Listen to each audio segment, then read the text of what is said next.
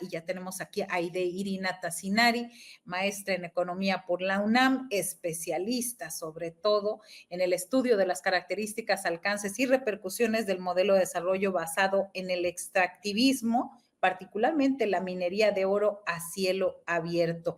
Aide Irina, muy buenos días. Hola, buenos días. Buenos días.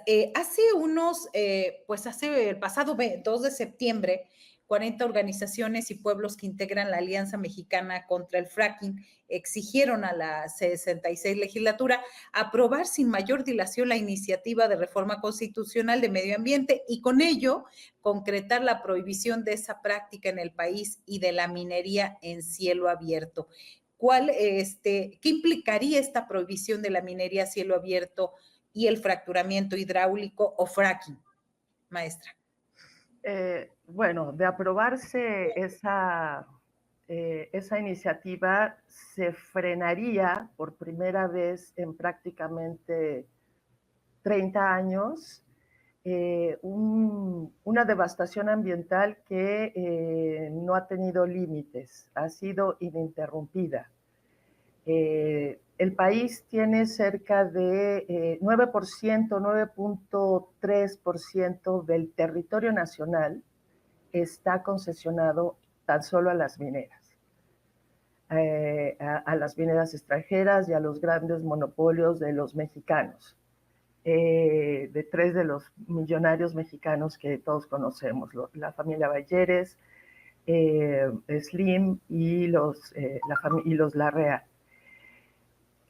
Imagínense ustedes entonces que se frena por fin una dimensión de concesiones que se ha acumulado a lo largo de todos estos años que mencioné, pero hay una limitante, y es que este 10% entregado, casi 10% entregado en estos años, continuaría vigente. Es decir, se frena por primera vez en la historia, y sería México uno de los pocos países que prohibiese de manera definitiva la minería a cielo abierto y el fracking. Sin embargo, las empresas que ya tienen las concesiones continuarían operando sin problemas.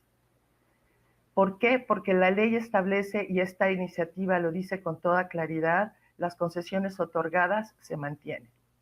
Entonces aquí hay una contradicción entre un freno a las dimensiones del despojo a lo largo de todo este periodo, un freno a nada menos que una situación de devastación brutal, pero lo que ya está operando continuaría, como ha operado a lo largo de estos 6 años de gobierno.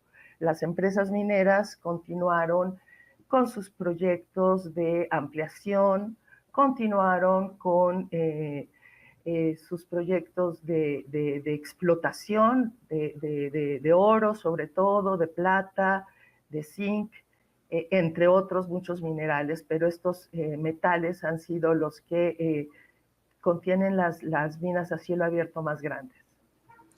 Bien, recientemente la Cámara Minera de México, la Camimex, advirtió que si el Congreso de la Unión prohíbe la minería a cielo abierto, esta industria tendrá consecuencias devastadoras. ¿Qué significa devastadoras? No nos especificaron quién. ¿Nos podría clarificar al respecto, maestra? Serían consecuencias devastadoras relativamente para sus ganancias, no para ningún otro aspecto de la vida económica del país. La minería a cielo abierto contribuye muy poco, y esto se ha dicho consistentemente, en el empleo. En México hay una población económicamente activa de 60 millones de personas, la mitad en la informalidad, y la minería en conjunto no llega ni siquiera al 500,000 de personas, son 380 y tantas mil personas las que trabajan en la minería. La proporción del aporte de las mineras al empleo de este país es muy pequeña. La proporción del aporte en cuanto al presupuesto nacional vía impuestos es también sumamente pequeña, no llega al 1%. Sin embargo, las consecuencias de esta producción sí generan la devastación más amplia que se ha dado en el país. En general, muchísimas industrias son devastadoras, son contaminantes, han causado daños ecológicos extremos.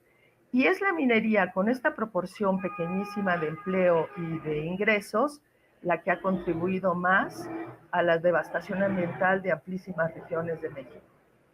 Sí, maestra, hay un puntito donde me resulta preocupante y nos debería resultar preocupante en este caso de esta iniciativa o de esta nueva ley minera, donde señala que los legisladores dejaron abierta la posibilidad de firmar contratos y otorgar concesiones en los casos que excepcionalmente determine el Ejecutivo Federal a través del comité que señala la ley por su carácter estratégico para el desarrollo nacional. Eso a mí me parece que son como las letras chiquitas.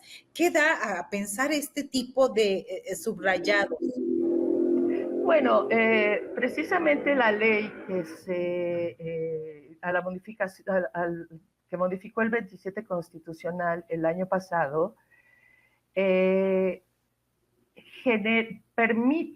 fue modificada, fue propuesta de una cierta manera por un movimiento social como fue el de Cambiémosla Ya, en el que se integraron muchísimos sectores para elaborar esta ley y plantear el freno al otorgamiento de concesiones, por un lado, y a limitarla en su irrestricto uso de agua, por ejemplo, a lo largo de décadas, o tratar de que se verifique mejor sus operaciones. Sin embargo, en el momento de discutirla en la comisión, esta ley se le quitaron esas aristas más importantes para los afectados ambientales y finalmente disminuyó, por ejemplo, de 100 años que tenían las concesiones a 55 años, ¿no? No se logró que hubiera una vigilancia más precisa sobre el uso de agua, por ejemplo, que era un elemento muy importante. Entonces, ¿esto qué indica?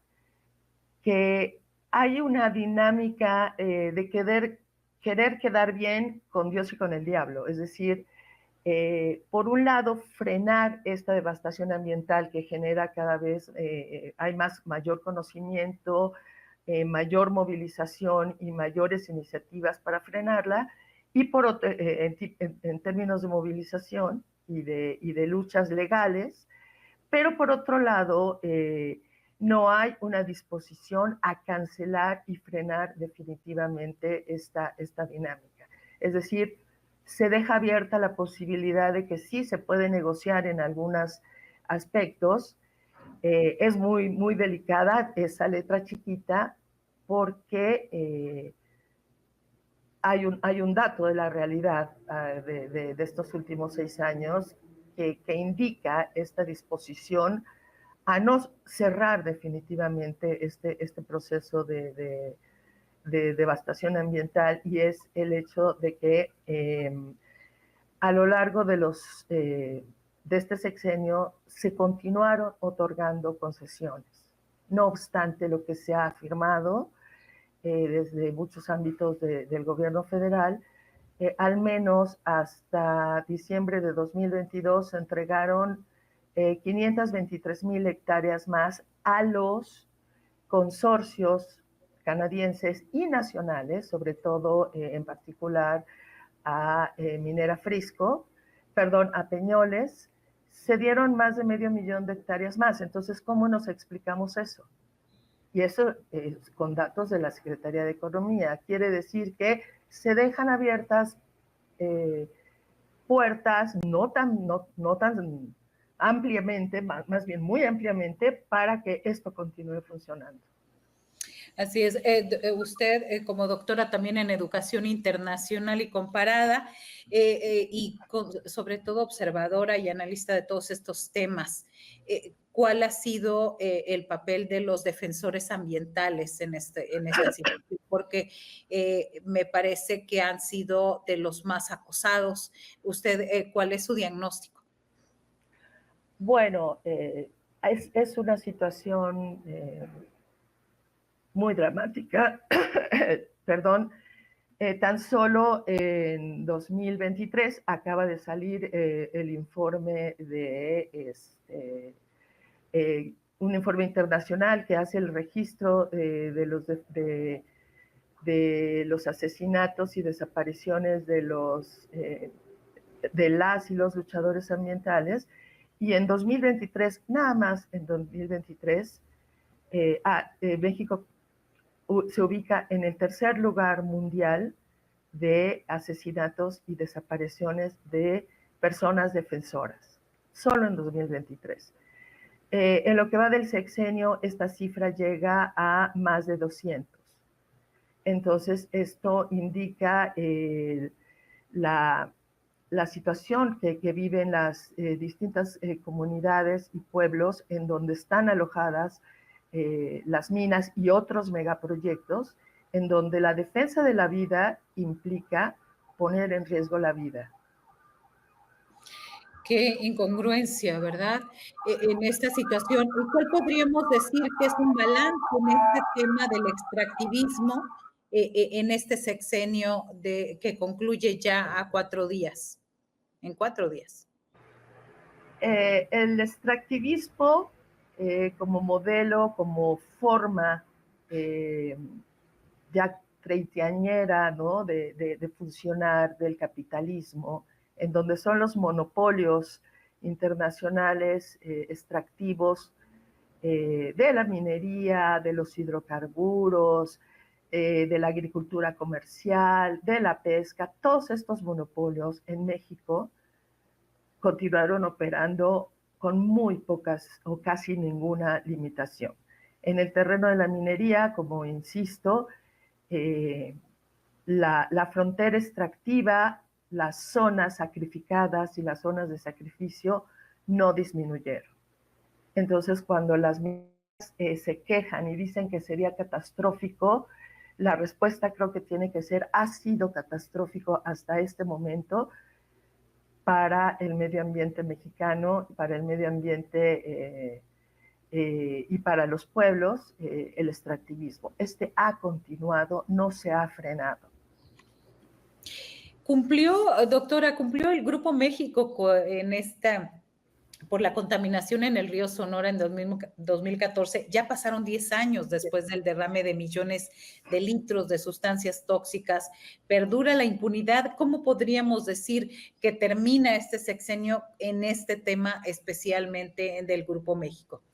No, terrible, terrible porque los comités de la cuenca del río Sonora, que es la organización de los afectados y las afectadas a lo largo de estos 10 años,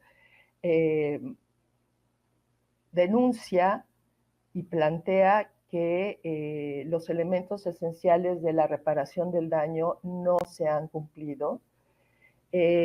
Son 10 años en los que 20,000 personas al menos fueron afectadas, es una cantidad pues muy grande de personas.